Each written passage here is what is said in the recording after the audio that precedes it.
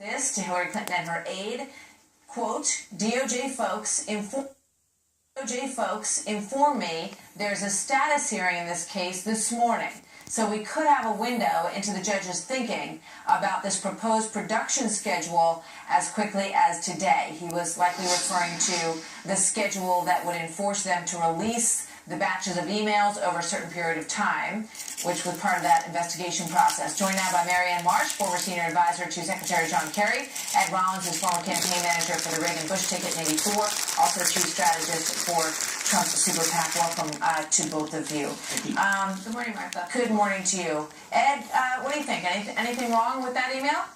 Well, there's something wrong with it, but at the end of the day, all of these emails sort of peel back an operation that's gone on for a long period of time. The Clintons have been very, very well connected throughout government, and we always pretend that justice doesn't have any political people in it. It's full of political people. There's people who want to be U.S. attorneys, people who want to be judges, and I think to a certain extent lots of people who are friends. And I think that Hillary was the inevitable nominee from their perspective, and they did everything they could to help her. Yeah. Brian Fallon, who's the spokesperson for Hillary Clinton, used to be spokesperson for the Department of Justice. So clearly, he knows people there and has deep ties all across Washington. They all do. Marianne, you don't think there's any problem with this particular email, but is there a problem with, what it suggests about how perhaps cozy everybody was in the discussions about this, especially in light of the fact that Loretta Lynch and Bill Clinton sat on a plane together right before the final decision was made? Well, Martha, there are actually two problems. The first problem is these emails were stolen. Private emails from American citizens, likely stolen by the Russian government, and none of them verified. That's why the FBI is investigating this. And I think we shouldn't lose that fact. So we don't even know if these are real, but we do know they were stolen and hacked, likely by the Russian government, and even more likely to help the Trump campaign, because when WikiLeaks dumps these emails, they do it at a time when it helps the Trump campaign. So I think that's first and foremost the biggest problem here. Number two, Ed worked at the White House, I worked for the Senate. This is public information. You get calls all the time. Are you having a hearing? Is there a committee hearing going on?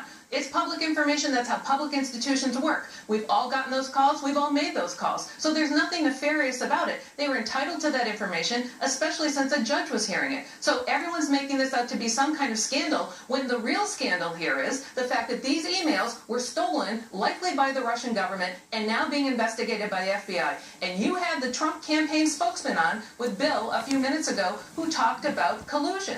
Let me tell you, there's a far greater crime here if it is ever found out that anybody cooperated with the Russian government to do this, and an American citizen doing that, that's the most serious crime of all. So if you're going to be concerned about big leaks, you got to be concerned about them on all sides here. So is the collusion charge. Let's stick with the facts. We showed the email as it existed, and that was information that could be received publicly. The interesting thing is these are pedestals, and obviously they were stolen. They were stolen by somebody, and I think that's right. And as someone who's worked in government, I would have lots of things I didn't want to have stolen or talked about, even though I was not in the email world.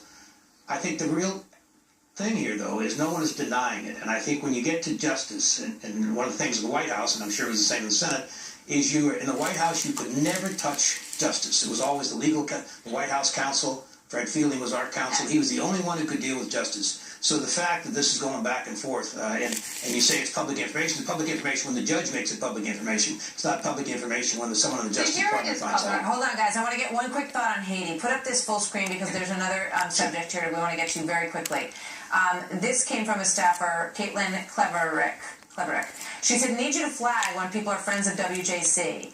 Most I can probably ID, but not all. So this goes to the issue of right after the earthquake in Haiti, they're getting people to give donations, which is great. Everybody's on the side of that. But it turned out to be a $10 billion relief effort and rebuilding effort. So the fact that some of the people who were in the loop and were getting access to top Clinton officials may have later gone on to get contracts, and that's what this chain is pointing to, inconclusively at this point, but it's part of what people are looking into. Is that a problem, Ed? The Clinton group has always had friends of Bill Clinton. They've had an extraordinary network of people, better than probably anybody else that I've ever seen in politics, and they always take care of their friends. Unfortunately, the Haiti tragedy, in which we have another tragedy going on there, the Clinton Foundation, other groups were in there, and a lot of people made a lot of money who probably shouldn't have made a lot of money. And I think to a certain extent it's a hard issue to make in a campaign, but I think to a certain extent it's beginning to unravel the whole Clinton Foundation thing. All right, Mary Ann, thank you. Ed, thank you. We'll see you guys next time. And so now Newt Gingrich sounding off on Republicans who will not